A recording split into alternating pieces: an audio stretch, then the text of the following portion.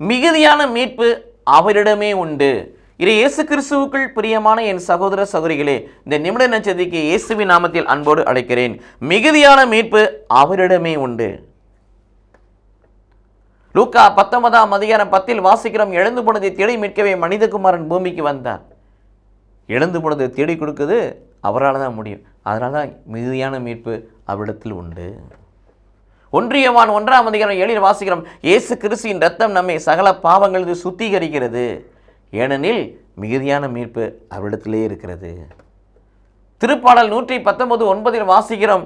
ஒரு மனிதன், ஒரு இளைஞன் தன் வாழ்க்கையில் எப்படி புனிதனாய் மாறக்கூடும்? ஆண்டுடைய வார்த்தையை கடைபிடிப்பதால்.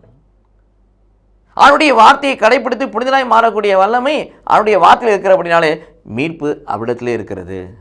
திருப்பாடல் 119:11 வாசிக்கிறோம். இறைவா, உமக்கு எதிராய் நான் பாவம் செய்யாதபடி உடைய வசனத்தை இருதயத்தில் இருத்தி உள்ளேன்.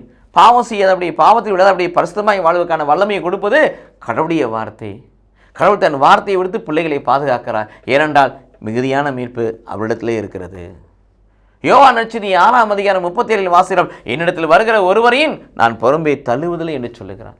எல்லாவற்றும் மேலாக திருப்பாடல் 119:77 வாசிக்கின்ற பொழுது, இறைவா, நாங்கள் பிழைத்திருக்கும்படி, நாங்கள் வாழ்ந்திருக்கும்படி, நாங்கள் ஜீவித்திருக்கும்படி உம்முடைய இரக்கங்கள் எங்கள் மீது இருப்பதாக.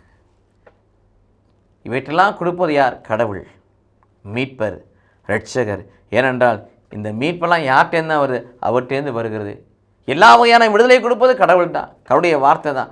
ஆகவே மிகுதியான மீட்பு அவரிடமிருந்தே வருது. அவரிடமிருந்து வருகிற அந்த மிகுதியான மீட்பை, இரட்சிப்பை, விடுதலை, வாழ்வை, வல்லமையை பெற்றுக்கொள்வோம். கடவுள் நம்மை ஆசீர்வதிப்பாராக. ஆமீன்.